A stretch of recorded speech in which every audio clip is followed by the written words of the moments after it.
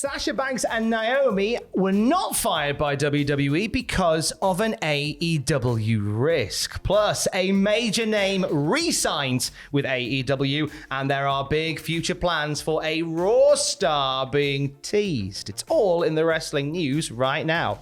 The Sasha Banks and Naomi story has been pretty much the talking point of the industry for the last few days. Sasha Banks and Naomi walking out of Monday Night Raw before their planned main event match, citing creative unhappiness. We were expecting by this point to hear stories of maybe them taking a hiatus, maybe even them being let go from WWE after all of this. But that hasn't happened. Why is that, Adam? Well, according to Dave Meltzer on Wrestling Observer Radio, the reason that WWE haven't fired Naomi and Sasha Banks is because they don't want to lose them to AEW. Dave's saying there's a ton of tension. If it was another time in another place, it's very possible that they would have been fired. But it's this time and place, which is a good point. It is this time and place. I remember when the Charlotte Flair thing happened with Becky Lynch, and I was talking to people there, and it was kind of like it was another time and place. They, would have fired Charlotte Flair for what she did on live TV, screwing up the angle on purpose. This was when she threw the belt down, right? But it's like, do you want to send her to AEW? No. And essentially nothing happened, and they don't want to send either of them to AEW. And then you've got the whole Naomi married to Jimmy Uso. It's just a waiting game to see what happens next. And you know what? I've sort of, we covered this earlier this week, obviously, and I said then, and I'll say the same now, until more details emerge, I've really struggled to get my head around this and form an opinion. But what it does, there is something to be said for the idea of, there is a wrestling war on at the moment between WWE and AEW, and that's been the case for a long time, and there is a reluctance to let these people go and maybe seek those pastures new, just in case, we have, it causes a change in the tide. And as soon as the Naomi Sasha Banks thing happened, among a lot of the tweets that were put out, one was from Britt Baker, who simply shared the graphic of herself versus the wild card from Dynamite. Pre that match happening, kind of going, and you have to believe that if they were let go from the company, Tony Khan would be whacking open the checkbook to go, hey, get on over here. And I think obviously Sasha is the biggest star out of these two. But to me, Naomi and her links with the Usos and by association, the Anoa'i family, that's opening a floodgate that you might not want to open. But that could still happen because on the same show, it was brought up that Naomi's contract is indeed expiring pretty soon. Dave's saying the deal is, and this was brought up to me as well, that Naomi's contract is expiring soon, but she's been in negotiations for a new deal. It's possible that they might go with the idea that she's not leaving no matter what. Her family's here, and so they don't feel the leverage that they might have felt with Kevin Owens or Sami Zayn or someone where we lowball them. If they're going to leave, we have to give them a pretty big offer. So he's saying essentially she might not get the money that she perhaps deserves. But would this change things?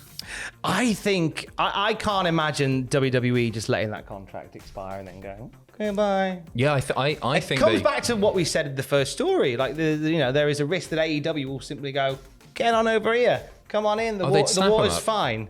Yeah, they would totally snap him up. Yeah. So I think they're going to do everything they can to keep Naomi on contract. I think they've just did something similar with Roman Reigns, where they it feels like the whole Roman Reigns thing we talked about a few weeks ago is a case of them going, all right, look, Roman, what do you want? Like, tell us what we can do for you, which is why we've now got this schedule where Roman Reigns is going to be not as prevalent on television, not doing some of the smaller live events. Yep. And that's, again, Roman Reigns sort of stating his terms. And I think that Naomi, by association, is about to be in a situation where she does the same. That's the key thing, isn't it? It's the association. We're certainly not saying that Naomi is as big a star as Roman Reigns, but the links that she has, I can imagine them wanting to keep her sweet and walking out there and, putting her foot down could end up getting a lot more money in her purse. Potentially. Talking of contracts, one that has re-signed with AEW, there is good old JR, Jim Ross, revealing during Grilling JR, the latest episode, that he has signed an extension with the company and will continue to call matches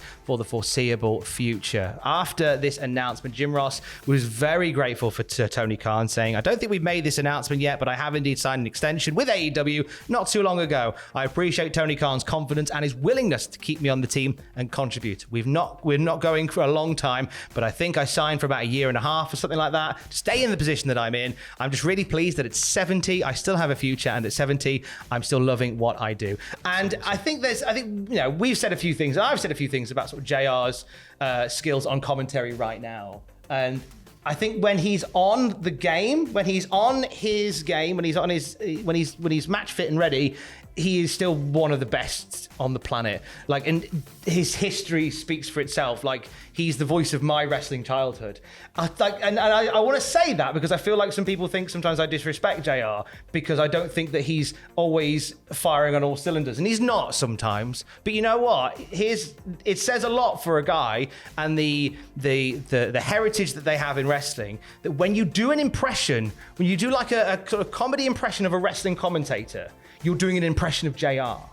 Oh, yeah. That's how much he sort of transcends wrestling. So with the greatest of respect, I think that JR is strongest right now in a reduced capacity from commentary and doing stuff like the sit-down interviews. I think he's amazing there. Like as a talking, not just a talking head, but also guiding two people telling their story. Yeah, he's really good at extracting that. I think he really adds a lot of gravitas to big matches as well. As you say, it's JR. He is one of, if not the best commentator ever. But I do want to go back to something that you said there, which was he's the voice of your childhood, which isn't true because you're too old for that to be accurate. So was it Bobby Heenan and Gorilla Monsoon? Was Bruno Sammartino and Vincent Mann. Do you know what? A comment like that stings a little deeper today because it's accurate. It's always accurate. But I had a shaving mishap the other night, so therefore I had to shave my beard quite far back. Okay. And we're getting a bit of salt and pepper through now, which I've never had before. No, you're not. Oh, we are. I pulled a hair. Yes, you are. I pulled a hair the other day, and it was a perfect grey hair. So I am officially the elder statesman of Cultaholic for stuff like that. When JR's great, basically. Yeah, JR's great. When JR's on, he is great. When he's not, he can be a bit of an anchor. Yeah, for sure.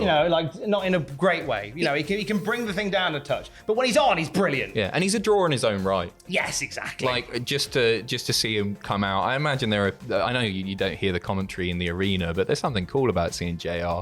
Walk down the ramp to Boomer Sooner and all that stuff. It's quite special. It's quite special. Could we see somebody walking out with Edge as part of Judgment Day soon? Some big future plans teased for one of the newer members of the Raw roster, isn't there, Adam? Loving this. Edge yesterday tweeting a single image. No context given, no caption on the tweet itself.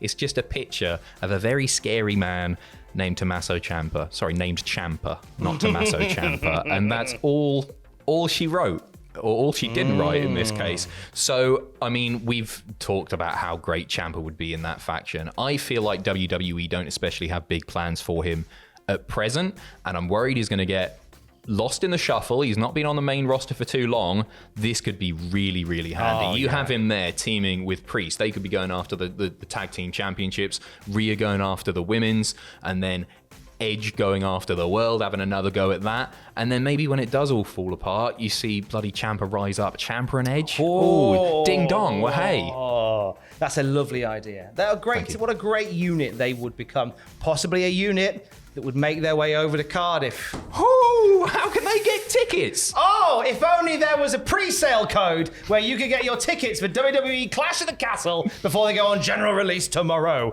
You can indeed go to cultaholic.com/clash and use our exclusive pre-sale code WWECH and get them now before the flipping muggles and the scum and the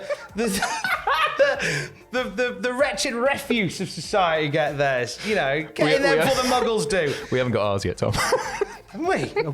How exciting. I'll be using code WWECH at cultaholic.com/clash. If not, use code. I can't think of any other promotions that have got it. I don't want to plug them either. Pre-sale code WWECH. Yeah, the Sun will do it. The Sun have got one of those as well. Screw them. Use ours. I mean, screw them in general. Yeah, let's be honest. 100%. Hashtag don't buy the Sun. Hashtag cultaholic.com/clash.